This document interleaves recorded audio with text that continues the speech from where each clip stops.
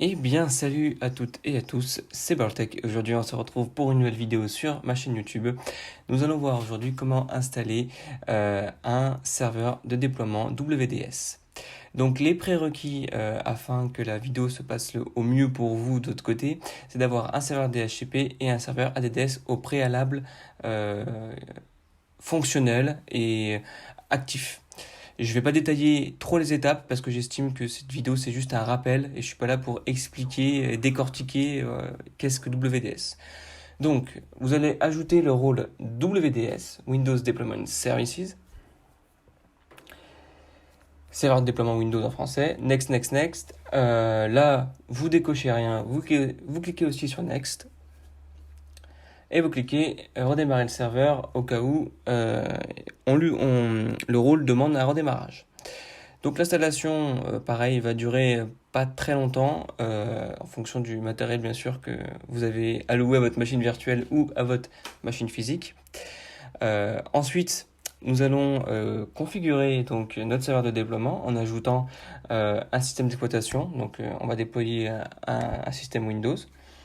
Et enfin, on fera la démonstration donc que le déploiement est bien fonctionnel entre guillemets par le réseau. Voilà, il n'y aura pas de création de machines virtuelles comme d'habitude avec ajouter un ISO dans VMware, etc. Non, non, non. Là, tout se fera par le réseau. Donc c'est pour ça que on va mettre on va mettre nos deux machines, donc notre serveur et notre client, sous le même VMnet ou sous-entendu switch virtuel. Donc l'installation vient de se finir. WDS. Donc à gauche, dans le petit onglet, vous cliquez donc sur WDS, clic droit et Windows Deployment Services Management Console. Vous cliquez dessus. Cette console va nous permettre de paramétrer l'ensemble des fonctionnalités liées au déploiement. Donc là, vous pouvez voir qu'on a un petit triangle, donc le serveur n'est pas configuré. Nous devons finir de le configurer. Donc c'est pas très compliqué à faire. On va faire clic droit, configure serveur, next, integrate with Active Directory. Comme je vous ai dit, pour cette vidéo, on aura besoin d'un serveur Active Directory et d'un serveur DHCP. Là, vous laissez le chemin par défaut. Ou alors vous ajoutez un autre disque dur, mais moi pour la vidéo je laisse comme ça. Et là vous laissez par défaut, puisque je pars du principe que vous avez un serveur DHCP directement sur votre machine Windows Server. Et là, important, vous cliquez sur Respond to all clients, donc répondre à tous les clients. C'est très important puisque comme ça, on pourra déployer n'importe quelle machine sans autorisation préalable d'un administrateur, etc., etc., ou autorisation par adresse MAC. Enfin bref, je passe les détails. Vous prenez la troisième option. Vous cliquez donc ensuite sur Next. Et donc il est en train de paramétrer le serveur de déploiement.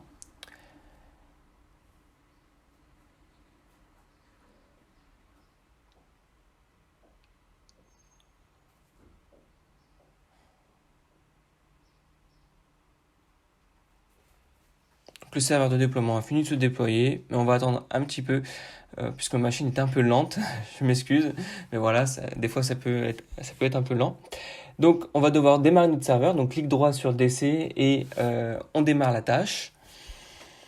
Et donc là, vous pouvez voir qu'on a entre guillemets un bouton de lecture, ce qui définit le serveur comme actif. Voilà. Donc, une fois que vous avez fait ces étapes, nous allons passer maintenant à la configuration donc d'un système d'exploitation, donc un déploiement d'un système d'exploitation par le réseau. Pour cela, je vais importer une image donc de Windows 10. Donc c'est une image de Windows 10 Pro.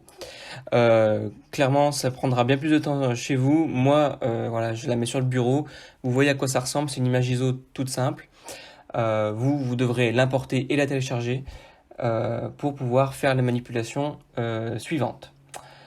Nous allons donc décortiquer l'image Windows 10.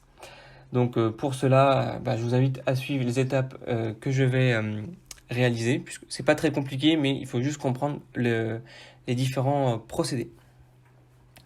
Donc, ce qu'on va faire, c'est qu'on va ouvrir donc notre fichier ISO, donc double-clic. On va récupérer donc la lettre du chemin d'accès, à savoir E, /.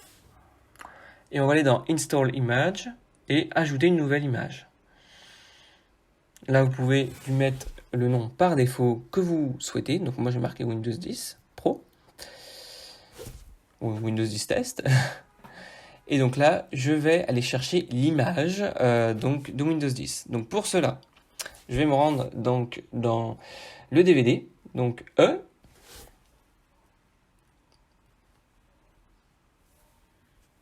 Et ensuite, je vais chercher install.wim, qui est l'image d'installation de Windows. Une fois que je l'ai trouvé, je clique sur Next, et là, je peux importer ou ne pas importer l'ensemble des versions de Windows que me propose le CD d'installation. En effet, le CD que je viens d'importer, c'est un Windows 10 All-in-One, c'est-à-dire que je peux installer un ensemble de Windows 10 par le biais d'un seul CD.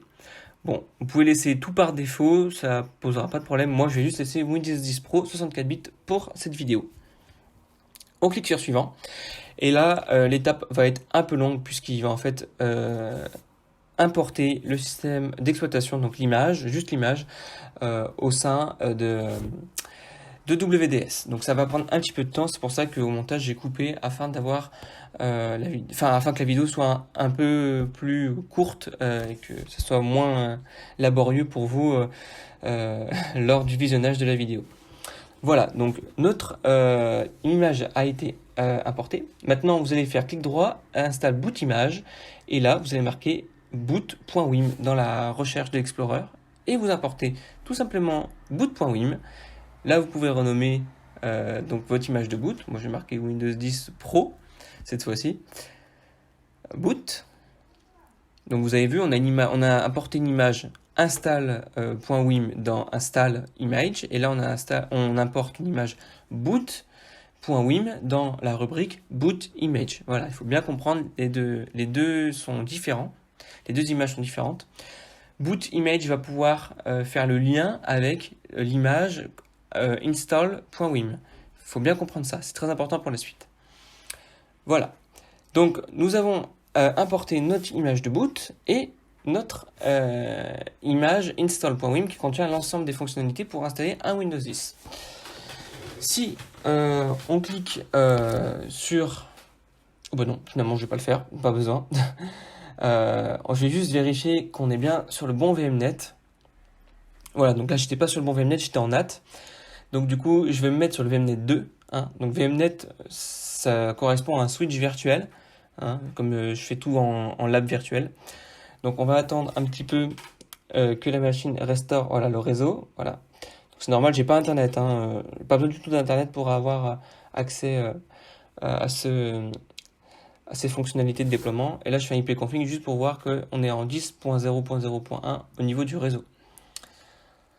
Donc, si vous avez visionné ma vidéo sur le DHCP, on est à peu près sur la même pool. Hein, on est sur la même pool, tout simplement. Donc, c'est 10.0.0.0/8. Voilà. Donc, ici, vous allez aller dans la paramètre donc, de votre machine Windows 10. Et vous allez vérifier aussi que celle-ci est bien configurée en EFI ou UEFI en fonction des paramètres et de VMware, surtout si votre matériel supporte tout cela.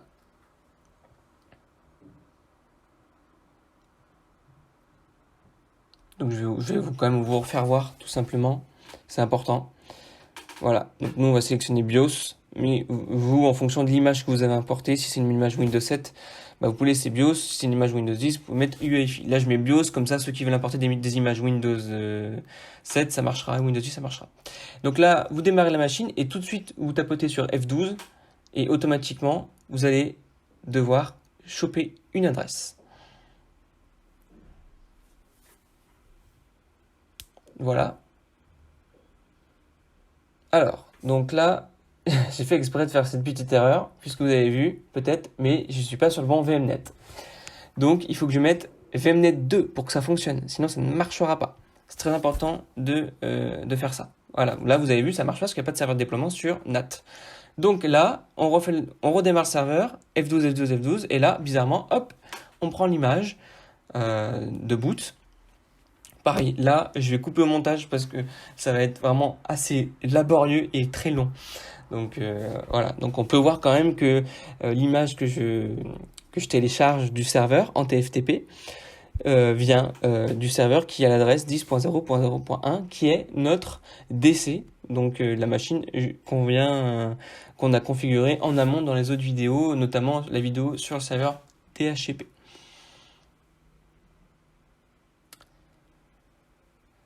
Alors, pendant ce temps, je vais tout simplement me rendre sur donc le menu donc, du déploiement de Windows et on verra donc ce procédé par la suite, puisqu'on pourra suivre le déploiement de nos images via WDS, la console WDS. C'est très pratique si vous déployez un ensemble de postes en même temps. Donc voilà, là je passe les installations, enfin pas les installations, mais le téléchargement de l'image, etc. Parce que c'est long, il y a juste à attendre. Vous n'avez aucune manipulation à faire. Une fois que vous téléchargez l'image en TFTP, il n'y a absolument rien à faire. Et là, donc on arrive sur le démarrage du système d'exploitation. Bah forcément, vous sélectionnez français ou si vous mettez une autre langue, vous mettez une autre langue. Suivant. Et là, vous devez vous connecter au domaine. Donc moi mon domaine c'est labalpha //, administrator.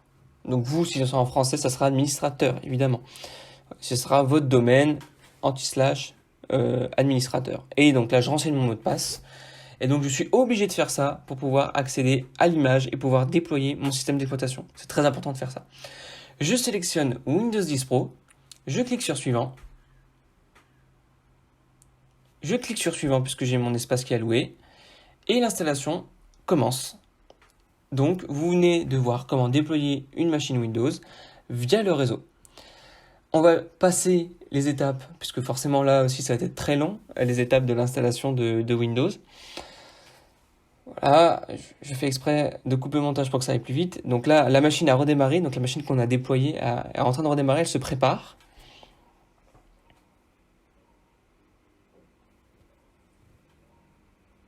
Et vous allez sûrement reconnaître, voilà, bonjour, je suis Cortana, je suis là pour vous aider. La fameuse chanson qu'on a à chaque fois qu'on installe un Windows 10. Donc voilà, votre serveur Windows Deployment Services a bien fonctionné et votre image de Windows 10 a bien été déployée. Donc c'est parfait, on en a fini pour ça. Vous avez vu, c'est pas très compliqué à faire. Il suffit juste de bien faire étape par étape et vous allez y arriver d'une manière tout simple. Voilà, donc là je vous laisserai configurer français, etc. Voilà, bah, j'espère que ça vous aura plu et je vous dis à bientôt pour une nouvelle vidéo. Ciao!